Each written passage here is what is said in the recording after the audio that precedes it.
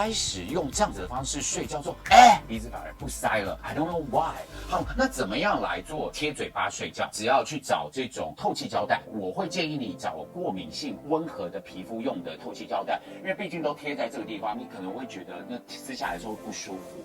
那我自己找到这个牌子的透气胶带，我妈妈的护理师推荐它的，很难买，而且它这一片啊，我可以用3-4天。它是所谓的叫做角质保护的透气胶带，淡淡的粉色，把它撕一段。我先示范给你看，我再贴给你们看啊。你要先把嘴巴往内拧，由上往下贴，然后把它贴在中间。